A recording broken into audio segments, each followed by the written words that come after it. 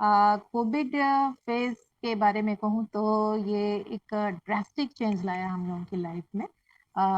एक transition milestone कह सकते हैं इसको, क्योंकि हम लोगों ने कभी इमेजिन नहीं किया था कि आज के मोबाइल युग में, इंटरनेट के युग में हम लोग इस तरह से कट जाएंगे।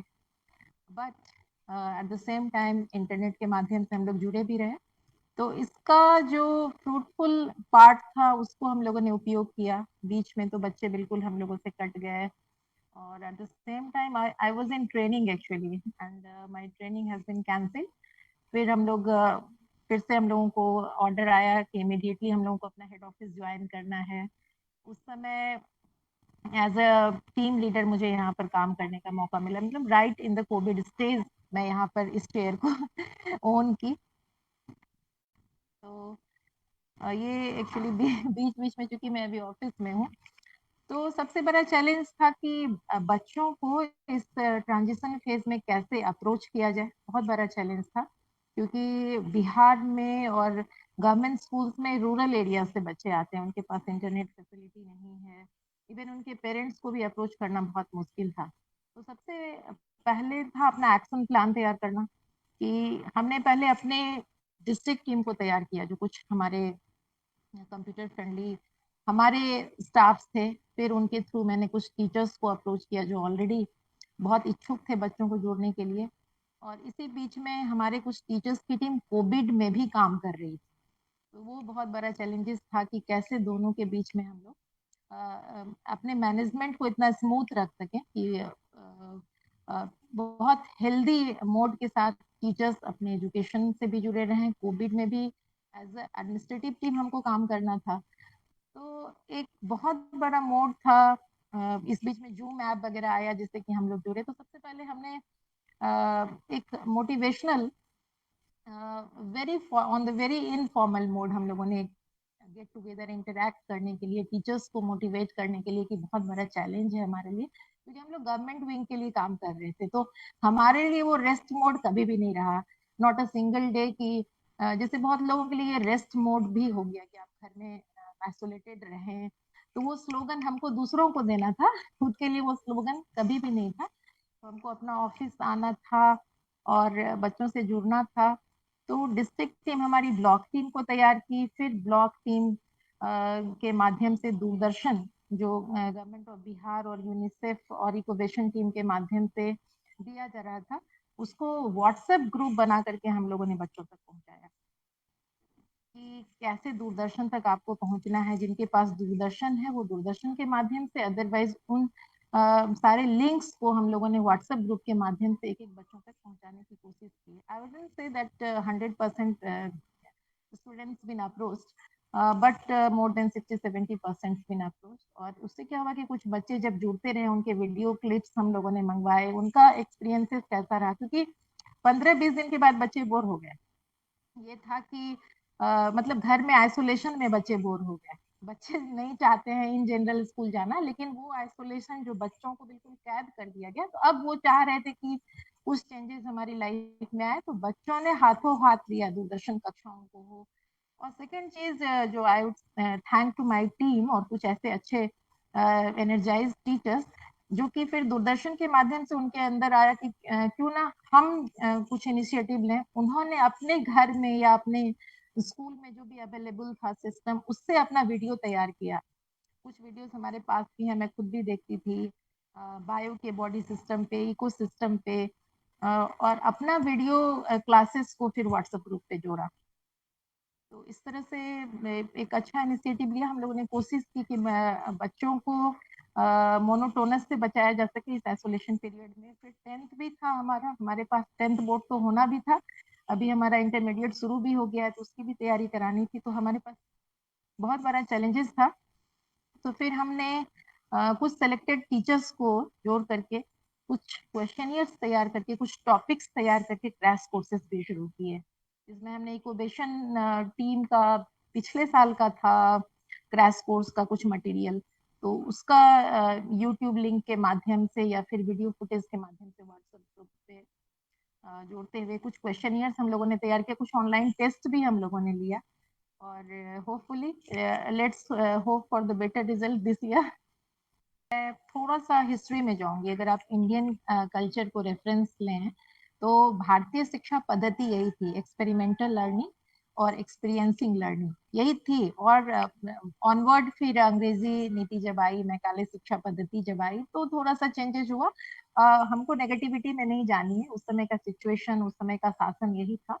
और थैंक गॉड कि इस चीज को अभी के रेफरेंस में लिया गया कि अभी क्या आवश्यकता थी, और नई शिक्षा नीति में भी इसको इनकलकेट किया गया है। ये बहुत जरूरी है और बहुत प्रासंगिक है। जिस सिस्टम में हम लोग काम कर रहे हैं, गवर्नमेंट सिस्टम में, वहाँ पे जीरो बजट के साथ अगर कुछ आप इनोवेशन करते हैं, तो इसलिए ज्यादा महत्वपूर्ण हो जाता है क्योंकि बच्चों के पास बहुत ज्यादा सुविधाएं नहीं है। आपके पास बहुत ज्यादा इंफ्रास्ट्रक्चर नहीं है। You are not talking about public और प्राइवेट स्कूल और कॉन्वेंट। आप ऐसे जगह पर काम कर रहे हैं। एक्चुअली एक्सपेरिमेंटल लर्निंग इसलिए इम्पोर्टेंट हो जाता है क्योंकि आपको सिर्फ पढ़ाई डिग्री के लिए नहीं लेनी है। आप जो भी चीज सीखते हैं, academy is a part of education, just schooling is a part. आप चाहे अपनी सोसाइटी से सीखते हैं, अपनी फैमिली से सीखते हैं, अपने फ्रेंड से सीखते हैं, तो academy is also that one of the part. तो वहां से भी हम कुछ ऐसा चीज बच्चों को दे सकें जिससे कि वो बच्चे अपने लाइफ में भी अडॉप्ट कर सकें कि इस तरह से भी काम किया जा सकता है। उनकी थिंकिंग एबिलिटी को, उनकी थिंकिंग कैपेसिटी को आप बिल्डअप करते हो। तो इसलिए ये बहुत रेलिवेंट है। और मेरा फोकस यही है कि आप मोरल वैल्यू किसी का बढ़ा सकें, मोटिवेट करके उनसे काम ले सकें। क्योंकि जब तक हम ये सोचते रहते हैं कि हमारा ये प्रोफेशन है, तो प्रोफेशन, हाँ, प्रोफेशनली जब आप काम करते हैं तो इंडिया में उसको बहुत नेगेटिवली लेते हैं कि बस किसी तरह से समय काट लेना और चले जाना है। जबकि प्रोफेशनलिज्म को पॉजिटिवली इस तरह से लिया जाना चाहिए कि आप अपना कितना 100% और मोर देन दैट दे करके वो सेटिस्फैक्शन वापस ले सकते हो कि मैंने जो किया, जो दिया, उससे एक सोशल चेंज आया। तो zero budget has hopefully that level of impact. और मैं बहुत फॉर्चुनेट हूँ and I will show my gratitude to your team कि मेरी 25 टीचर भी अभी तैयार हैं। और मैं हाँ, मैं चाहूंगी कि वो कार्बन चेन रिएक्शन से वो 625 में बदले। मैं अपने एक एक्शन प्लान तैयार करूंगी कि मेरी टीम अब अपने स्कूल में और टीचर्स को मोटिवेट कर सके। और सबसे इम्पोर्टेंट है कि ग्रास रूट लेवल पे बेसिक प्लेटफॉर्म पे वो इम्प्लीमेंट हो सके, बच्चों तक वो चीज पहुंच सके, तो बहुत अच्छा है।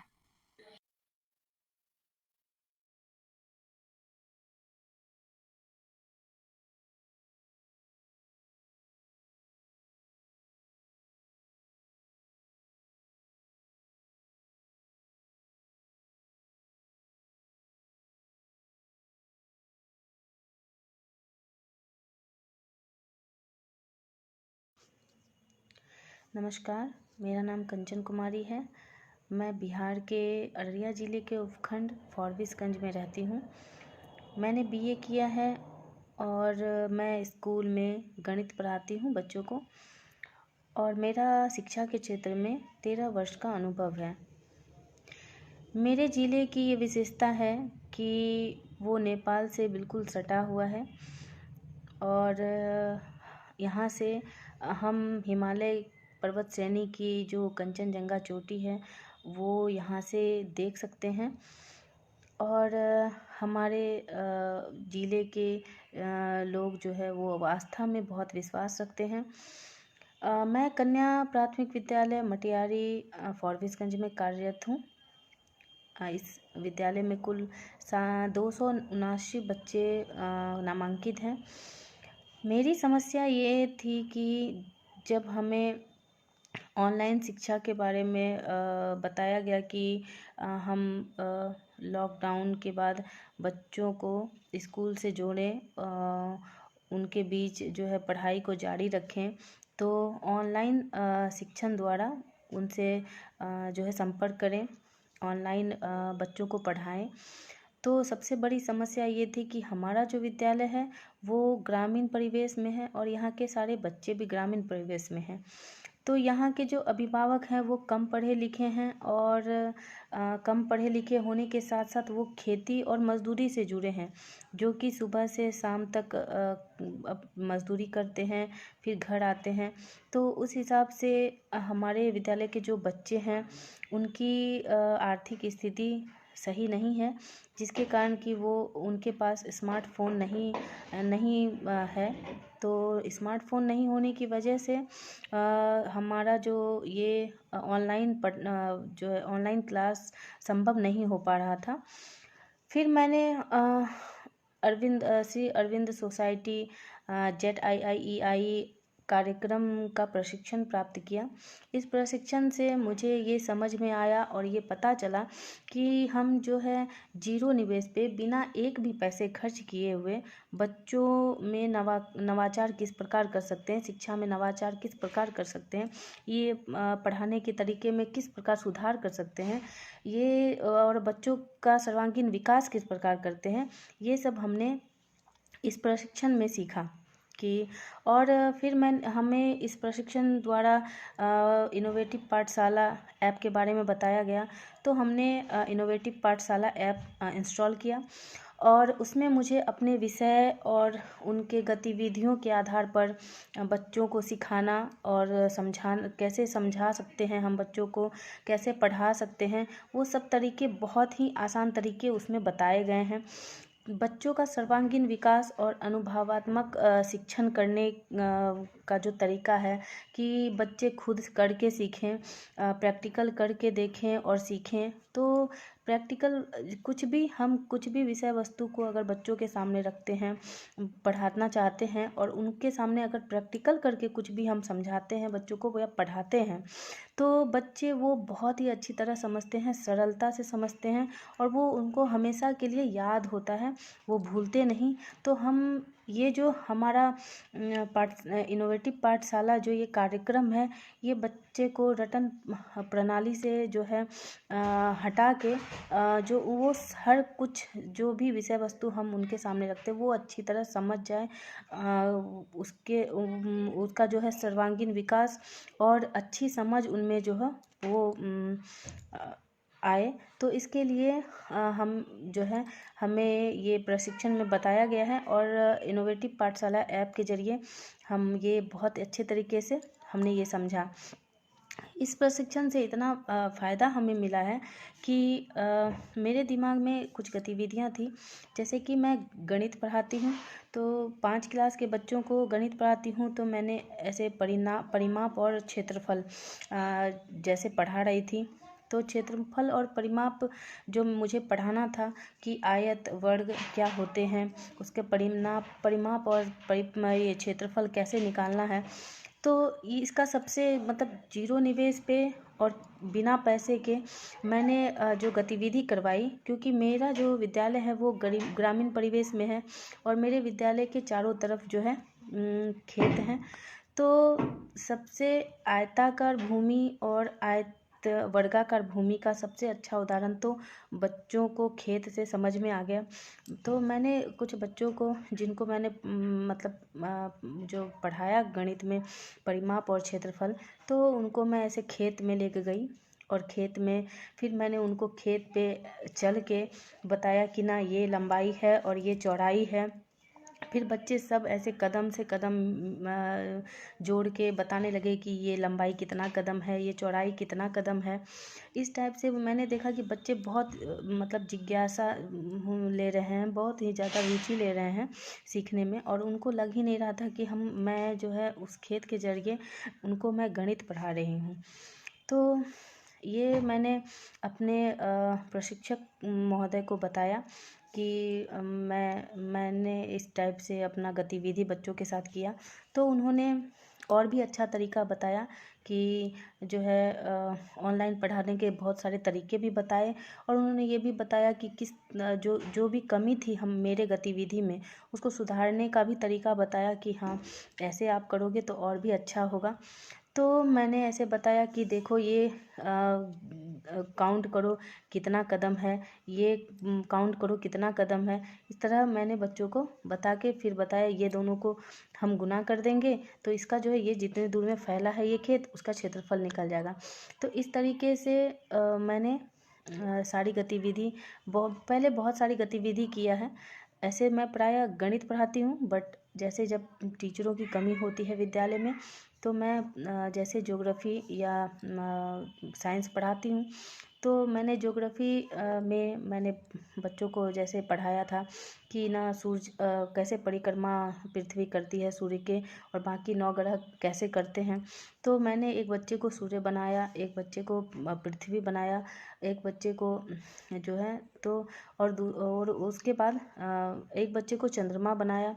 तो इस तरह से मैंने उनको बताया, उनको समझाया कि किस तरह जो है दिन रात होती है, 24 घंटे का दिन पूरा होता है, 365 दिन का साल पूरा होता है, लीप ईयर कैसे होता है। तो ये सारी चीज़ें मैंने उनको समझाया। तो इस प्रशिक्षण से इतना फ़ायदा मिला है कि ऑनलाइन पढ़ाने का तरीका तो बताया ही गया, साथ में जो भी मैंने अपने प्रशिक्षक को ये गतिविधियों के बारे में बताया तो मेरे प्रशिक्षक ने उसको सुधारने का और भी अच्छा तरीका हमारे समक्ष रखा। तो बहुत ही अच्छा लगा, जिसके लिए मैं अपने प्रशिक्षक महोदय को धन्यवाद देती हूँ। और उसके बाद फिर तो मैंने अपनी समस्या को लिया कि मेरी जो समस्या है उसका हल कैसे होगा। तो मेरी समस्या ये थी कि जो है बच्चों के पास उनके पास स्मार्टफ़ोन नहीं होने के कारण ऑनलाइन पढ़ाई नहीं हो पा रही थी। तो मैंने स्कूल में अभिभावक की मीटिंग बुलवाई, सभी अभिभावकों से मैंने बात करी और उसके बाद मैंने उनको समझाया कि जो अभी ऐसे ऑनलाइन जोड़ा जा रहा है बच्चों को पढ़ाई जारी रखने के लिए। तो कुछ अभिभावकों ने बताया कि हाँ ऐसे हमारे पास स्मार्टफ़ोन है। तो उनको मैंने बताया सारी चीज़ें कि आप स्मार्टफ़ोन इतने से जब भी आप फ्री हों तो वो टाइम बताया जाए। वो टाइम में हमने जो है सभी बच्चों को जोड़ा कि जितने भी हो सके आप जितने बच्चों को अपने आसपास के जितने बच्चे हों 10 हों 15 हों तो उन बच्चों को आप अपने घर में बुला के एक साथ वो बच्चे सीख जाएंगे आपके बच्चों के साथ। तो इस तरह से मैंने अपनी समस्या का समाधान किया और मुझे लगता है कि ZIIEI जो कार्यक्रम है इनोवेटिव पाठशाला और ये श्री अरविंदो सोसाइटी कार्यक्रम के बाद मुझे जो भी सीखने को मिला या जो भी सीख पाई मैं उन सब के ज़रिए मैं अपने विद्यालय को एक रोल मॉडल स्कूल के रूप में देखना चाहूँगी और ये मुझे विश्वास है कि मेरा स्कूल रोल मॉडल बन सकता है। तो मैं श्री अरविंद सोसाइटी और HDFC बैंक को तहे दिल से धन्यवाद देती हूँ और कि हमारे समक्ष जो इतने अच्छे कार्यक्रम को उन्होंने लाया। सो बहुत बहुत बहुत धन्यवाद। Thank you.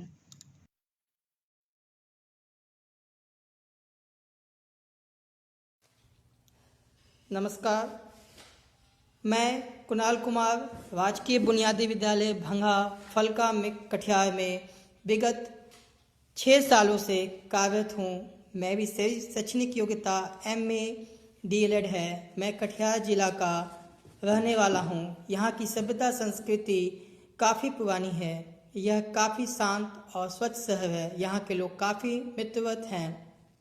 यहाँ की स्टेशन काफ़ी बड़ी और साफ़ सुथरी है। यहाँ से करीब करीब भारत की सभी दिशाओं के लिए ट्रेन खुलती है।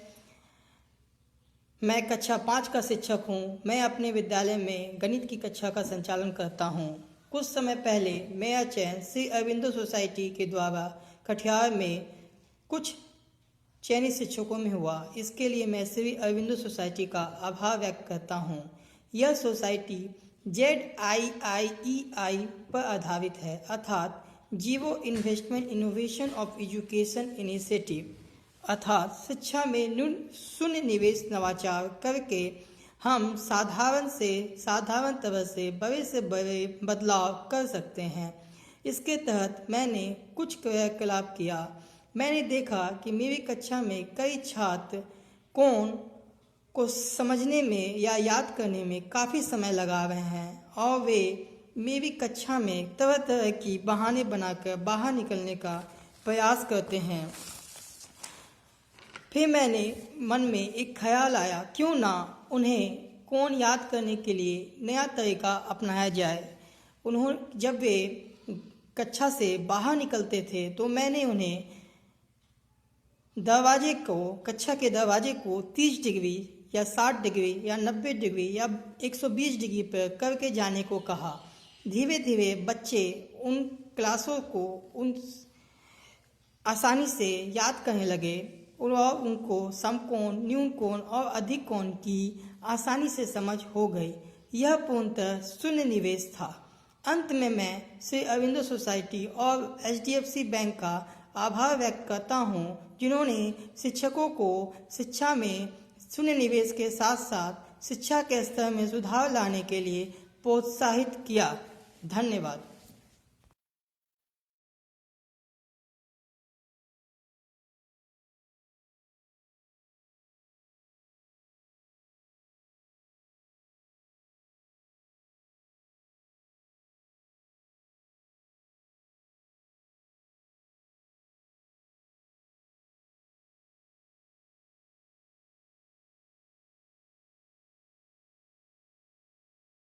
मेरा नाम मोहम्मद अजाज हसन अंसारी है। मेरी शैक्षणिक योग्यता BCom अकाउंट्स ऑनर्स है और शिक्षक प्रशिक्षण के रूप में मैंने NIOS से 2 वर्षीय DLED किया हुआ है। मैं पूर्णिया जिला का रहने वाला हूँ। पूर्णिया जिले की विशेषता ये है कि हमारे यहाँ गुलाबबाग की स्थित मंडी भारत की कच्चे माल की सबसे बड़ी मंडियों में से एक है और हमारे बनवनखी प्रखंड में स्थित प्रहलाद मंदिर विष्णु पुराण से संबंधित है। ऐसी मान्यता है कि वहाँ विष्णु भगवान के नरसिंह अवतार का जन्म हुआ था। मैं प्राथमिक विद्यालय बलवाही श्रीनगर पूर्णिया में सहायक शिक्षक के रूप में कार्यरत हूँ। मेरी शैक्षिक अनुभव लगभग 7 वर्षों का हो चुका है। कोरोना महामारी के इस दौर में जब बच्चों को विद्यालय से दूर रखा गया तो शिक्षा से बहुत समस्या बच्चों को आने लगी। हम लोगों का डायरेक्ट मिलना जुलना नहीं हो पा रहा था, तो बहुत ही ज़्यादा परेशानी थी। बच्चे शिक्षा से दूर होते ही जा रहे थे लगातार।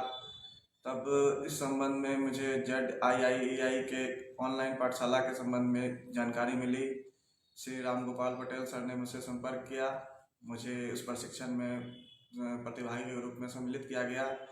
मैंने प्रशिक्षण प्राप्त किया। प्रशिक्षण प्राप्त करने के उपरांत मेरी जो सबसे बड़ी समस्या थी कि बच्चों तक मैं पहुंच पाऊं या नहीं पहुंच पाऊं, जो नहीं पहुंच पा रहा था, इस प्रशिक्षण से मुझे ये रास्ता मिला कि मैं बच्चों से ऑनलाइन के रास्ते से मैं पहुंच पाया। मैंने फेसबुक कम्युनिटी के तहत, व्हाट्सएप ग्रुप के तहत बच्चों को जोड़ा और बच्चों के साथ अपनी शैक्षिक प्रक्रिया पूर्ण की। बच्चे भी बहुत ज़्यादा लाभान्वित हुए। इस संबंध में मैं ZII HDFC बैंक तथा श्री राम गोपाल पटेल सर को बहुत धन्यवाद देता हूं कि उन्होंने मुझे इस तरह का मंच प्रदान किया ताकि मैं बच्चों के साथ जुड़ सका। एक बार फिर से मैं सर को धन्यवाद देना चाहता हूँ। नमस्कार, मैं नित्यानंद सिंह, प्रखंड शिक्षक मध्य विद्यालय कुमरा में पदस्थापित हूँ। मेरी शैक्षणिक योग्यता BSc maths MA in education है। मेरी प्रशैक्षणिक योग्यता DPE और मैंने B.Ed नालंदा यूनिवर्सिटी से किया हूँ। शिक्षा के क्षेत्र में तकरीबन 15 वर्षों का अनुभव है। मेरा विद्यालय अररिया जिले के रानीगंज प्रखंड में दक्षिण पूर्व दिशा में स्थित है। अररिया जिले की सांस्कृतिक प्राचीन और मिश्रित है। यह जिला के उत्तर दिशा में विश्व प्रसिद्ध हिमालय पर्वत रेंज के महान चोटियों में एक कंचनजंगा की तराई में स्थित है। यहाँ की भाषा हिंदी बंगाली ठेठ है। यहाँ मुख्यालय में स्थित विश्व का सबसे ऊंची माँ खड़गेश्वरी काली मंदिर है। मुख्यालय से 40 किलोमीटर दूरी पर बिहार का सबसे ऊंचा शिवलिंग शिव मंदिर सुंदरनाथ धाम है, जो सुंदरी मंठ के नाम से प्रसिद्ध है।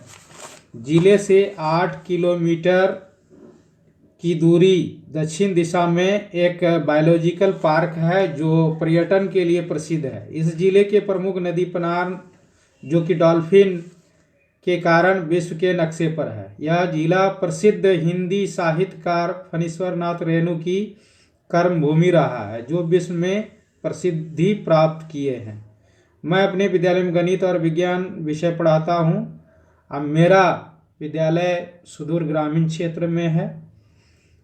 छात्र छात्राओं की कुल संख्या 415 है जो कि आदिवासी हरिजन अत्यंत पिछड़ा वर्गों की कोटि का है। मैंने बच्चों की चहुमुखी विकास के लिए भरपूर प्रयास किया है। बच्चों को सरल और सुगम तरीके से पढ़ाने की भी कोशिश की है। कहते हैं कि बिना प्रशिक्षण का उचित तरीके से पढ़ाना थोड़ा मुश्किल है। कुछ टीएलएम के द्वारा पढ़ाता था लेकिन कुछ न कुछ कठिनाई होती थी। जब मैंने श्री अरविंदो सोसाइटी के द्वारा प्रशिक्षण प्राप्त किया तो पाया कि बिना खर्च के शून्य निवेश पर बच्चों को सुगमतापूर्वक एवं सरलतापूर्वक पढ़ाया जा सकता है। तब मैंने अपने विद्यालय में गणित विषय में बहुत सारे टीएलएम बनाया और पढ़ाना चालू किया तो बच्चे रुचिपूर्वक और आसानी से सीखने लगे। गणित विषय में मैंने कुछ कॉन्सेप्ट को बताया कि चूड़ी एक वृत्ताकार आकृति है, उसके मध्य बिंदु को केंद्र से चूड़ी के किनारे तक समान दूरी तीली जोड़ने के लिए कहा जो कि व्यास कहलाता है। आधा चूड़ी को कट कर 2 तीली जोड़कर अर्धवृत्त आकृति को दर्शाया। चूड़ी के चारों ओर धागा से मापने के लिए कहा जिसको परिमाप या परिधि के नाम से आप जानते हैं। इसके बाद 2 बिंदुओं को मिलाने वाली सरल रेखा जो कि कोण और वृत्त का कोई भी भाग जो वृत्त का चाप कहलाता है। 2 तीली के द्वारा वृत्त के केंद्रों को एक चाप के सिरों को मिलाने वाली त्रिज्या को त्रिज्यखंड कहते हैं। बड़ा भाग को दीर्घ त्रिज्यखंड और छोटा वाले भाग को लघु त्रिज्यखंड कहते हैं। इस प्रकार वृत्त के सभी भागों की जानकारी बच्चों को सरलतापूर्वक हो गया जो कि हमारे पीछे जो शून्य निवेश पर टीएलएम है पीछे देख सकते हैं।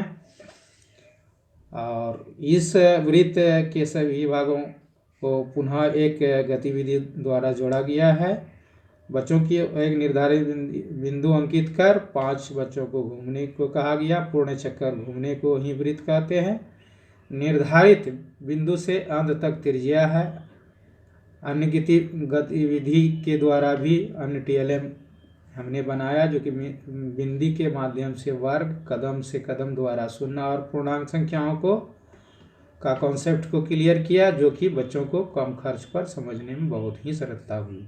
एक नज़र में विद्यालय उपलब्धि के बारे में प्रशिक्षणों उपरांत मैंने संकल्प लिया कि अपने विद्यालय को रोल मॉडल के रूप में विकसित करूंगा। इसके लिए विद्यालय में बागवानी प्रार्थना सभा में प्रतिदिन हिंदी और अंग्रेजी में समाचार वाचन सामान्य ज्ञान आयोजन किया जिसका फीडबैक बहुत अच्छा मिला।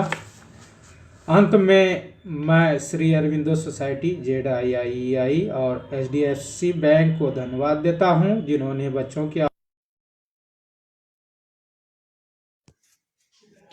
सभी आदरणीय शिक्षक शिक्षिकाओं को मेरा नमस्कार। मैं संतोष कुमार भगत मध्य विद्यालय पैकपाड़ भड़गामा से। मेरी शैक्षणिक योग्यता MA और प्रशैक्षणिक योग्यता DPE है। मैं गत 17 वर्षों से शिक्षण कार्य से जुड़ा हूँ। इस दौरान मेरे सामने अनेक समस्याएं आई। बच्चों का समय से पहले विद्यालय छोड़ना मेरे सामने मुख्य समस्या थी। इसके समाधान के लिए मैंने खेल और गतिविधि आधारित शिक्षण विधि का सहारा लिया। मैंने पाया कि बच्चे इसमें खूब रुचि और आनंद लेते हैं और अब समय से पहले विद्यालय भी नहीं छोड़ते। फलतः बच्चों को काफ़ी कुछ सीखने को मिला।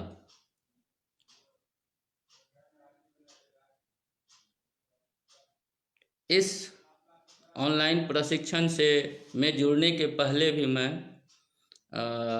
श्री अरविंदो सोसाइटी से लाभान्वित हो चुका हूँ।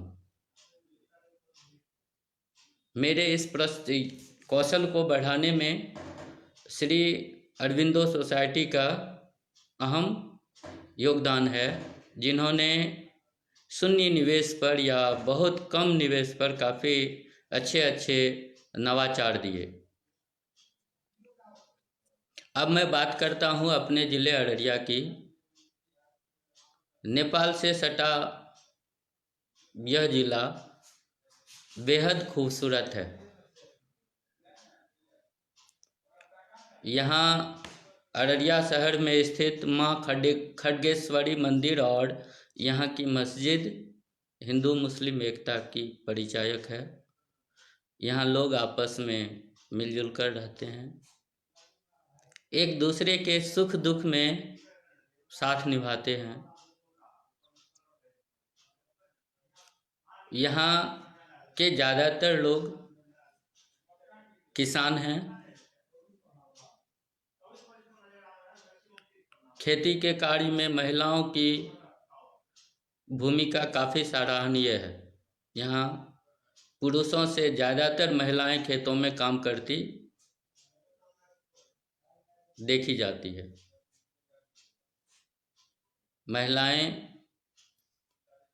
इस तरह अपने परिवार, समाज और देश के आर्थिक उन्नति में काफ़ी भूमिका निभाती है।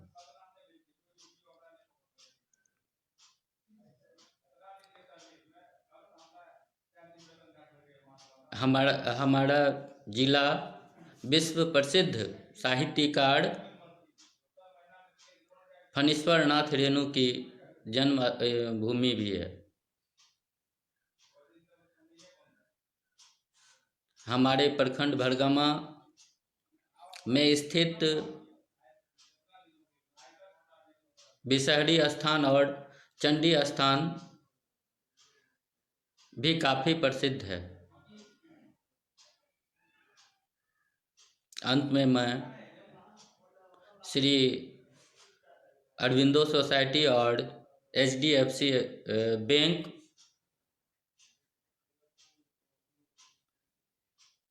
को बहुत बहुत बधाई और इसके प्रति अपना हार्दिक आभार प्रकट करता हूँ। धन्यवाद।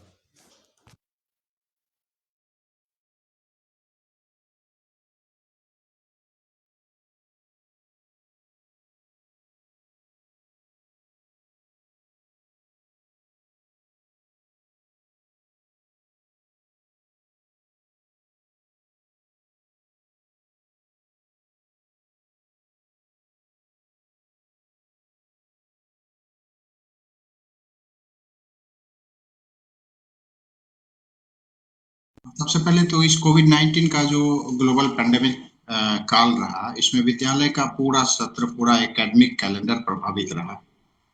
इसमें जो भी हम लोग ऑनलाइन क्लासेस कर सकते थे, जो मेरा दूरदर्शन मेरा विद्यालय कार्यक्रम के तहत हमारा कार्यक्रम चला।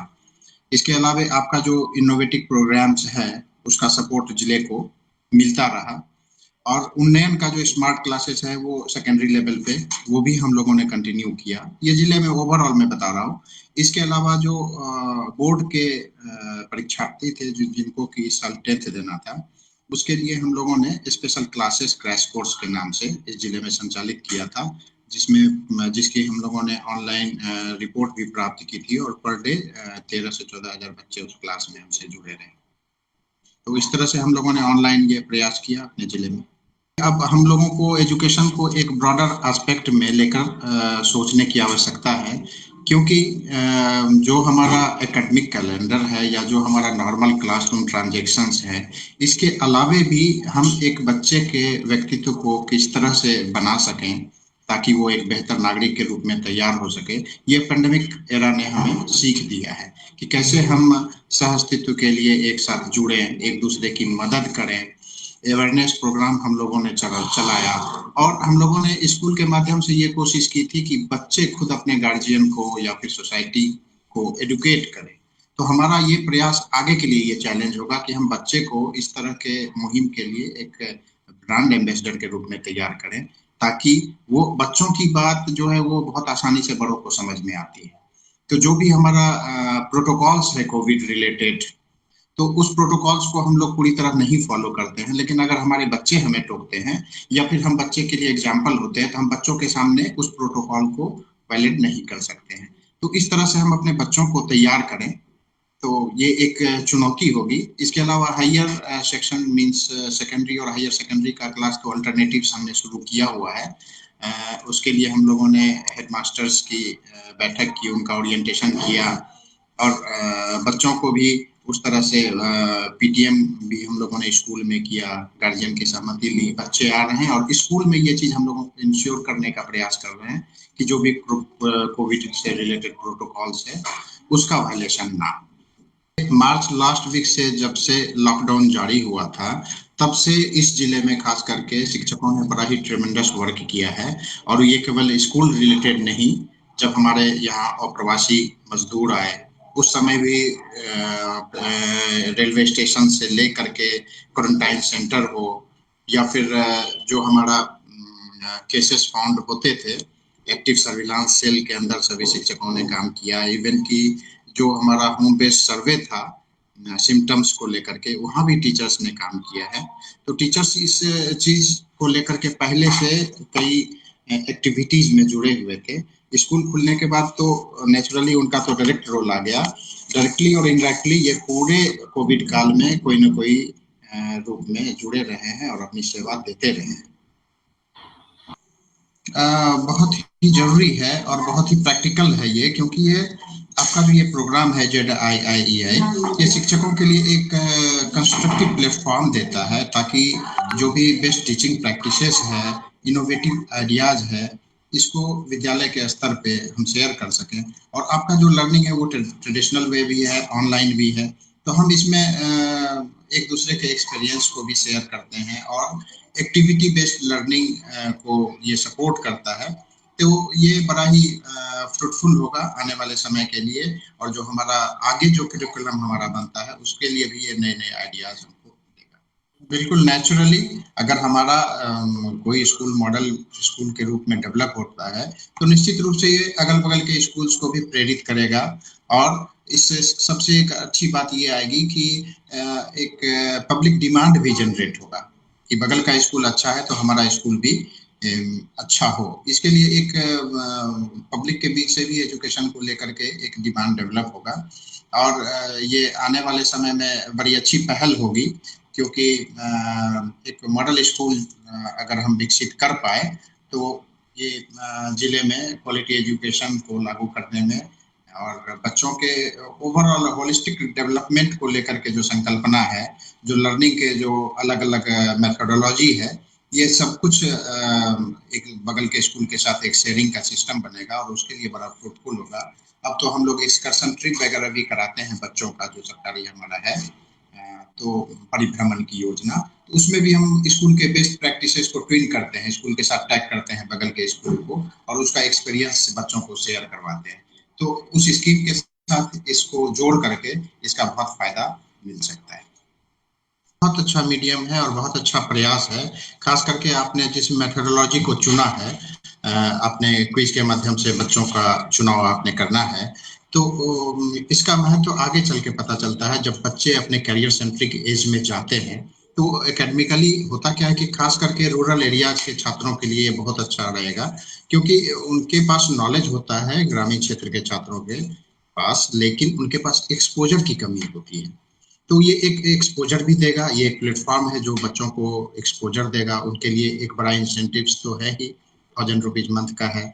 तो और दूसरी बात कि ये एक बड़ा इंकरेजमेंट होगा बच्चों के लिए, कोई भी प्रोत्साहन है वो बच्चों के लिए बड़ा ही आगे बढ़ने में सपोर्ट करेगा ये चीज। ये वैशाली जिला है, यहाँ के टीचर्स काफ़ी अच्छे हैं और लगातार यहाँ से बच्चे अच्छा करते आए हैं। यहाँ के टीचर को मैं शुभकामना देता हूँ कि वो अपने अंदर एक पढ़ने की आदत डेवलप करें और बच्चों को भी अपने एक्सपीरियंस का ज़्यादा से ज़्यादा फायदा पहुँचाएं, क्योंकि एक अच्छा टीचर वही होता है जिसके ज्ञान का रिफ्लेक्शन बच्चों तक पहुँच सके। टीचर तो सभी क्वालिटी के होते हैं, लेकिन एक अच्छे टीचर के